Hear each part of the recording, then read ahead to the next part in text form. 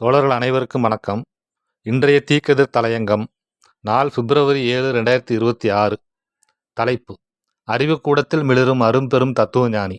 விளக்கம்: சென்னையின் அடையாளங்களில் ஒன்றான கன்னிமாரா பொது நூலக வளாகத்தில் உலக பாட்டாளி வர்க்கத்தின் பேராசான் தோழர் காரல் மார்க்சின் சிலையை தமிழக அரசு நிறுவி அதனை முதலமைச்சர் மு.க.ஸ்டாலின் அவர்கள் திறந்து வைத்திருப்பது வரலாற்று சிறப்புமிக்க நிகழ்வாகும். தத்துவங்களால் உலகை மாற்றியமைத்த ஒரு மாமேதைக்கு அறிவின் கருவூலமான நூலக வளாகத்தில் இடமளித்திருப்பது மிக பொருத்தமான ஒரு செயலாகும். வரலாற்று ரீதியாக பார்த்தால் இந்த பகுதியில் மார்க்சின் சிலை நிறுவப்பட்டிருப்பது ஒரு தார்மீக வெற்றியாகும். பிரிட்டிஷ் ஆட்சி காலத்தில் இதே கன்னிமாரா நூலகத்தில் போல்ஷ்விக் புரட்சி சார்ந்த நூல்களுக்கும் மார்க்ஸ் மற்றும் லெனின் ஆகியோரின் சிந்தனை புத்தகங்களுக்கும் தடை விதிக்கப்பட்டிருந்தது. எந்த இடத்தில் அறிவுக்கு தடையிடப்பட்டதோ அதே இடத்தில் இன்று மார்க்சின் சிலை கம்பீரமாக நிற்பது காலத்தின் நீதியாகும்.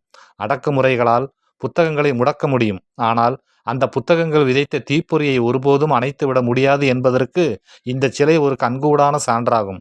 உலக தொழிலாளர்களே ஒன்றுபடுங்கள், இழப்பதற்கு ஏதுமில்லை, அடைவதற்கோ ஒரு பொன்னுலகம் இருக்கிறது என்ற மார்க்சின் முழக்கம் இன்றும் உலகெங்கிலும் உள்ள உழைக்கும் வர்க்கத்திற்கு ஒரு உந்து சக்தியாக திகழ்கிறது.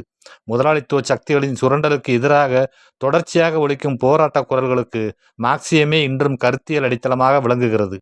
இந்தியாவில் வலதுசாரி அரசியல் மேலோங்கி வரும் சூழலில் அதற்கு எதிரான ஒரு வலிமையான கோட்பாட்டு போரை முன்னெடுக்க மார்க்சியம் இன்றியமையாதது. அரசியல் மாற்றங்கள், ஆட்சி மாற்றங்கள் என எது நிகழ்ந்தாலும் மானுட விடுதலைக்கான தத்துவங்களை யாராலும் வீழ்த்த முடியாது. மார்க்சியம் என்பது வெறும் பொருளாதார கோட்பாடு மட்டுமல்ல, அது ஒரு பொன்னுலகை படைப்பதற்கான கனவு. நூலகத்திற்கு வரும் ஆயிரக்கணக்கான வாசகர்களுக்கும் இளைஞர்களுக்கும் இச்சிலை ஒரு புதிய தேடலை உருவாக்கும். மார்க்சியம் என்பது வெறும் பொருளாதார கோட்பாடு மட்டுமல்ல, அது சமத்துவத்தையும் சமதர்மத்தையும் நோக்கிய பயணத்தின் அறிவியல் வழிகாட்டி. வர்க்க பேதமற்ற ஒரு சமூகத்தை படைக்க விளையும் ஒவ்வொரு மனிதனுக்கும் இந்த சிலை ஒரு உத்வேகத்தை அளிக்கும். அறிவும் அரசியலும் கைகோர்க்கும் இடமாக கன்னிமாரா நூலகம் இனி மார்க்சின் நிழலில் மிளிரும். சமூக நீதியையும் உழைப்பாளர் உரிமைகளையும் போற்றும் ஒரு மண்ணில் மார்க்சிய சிந்தனைகளுக்கு அரசு அளித்துள்ள இந்த உயரிய மரியாதை காலத்தால் அழியாதது. நன்றி.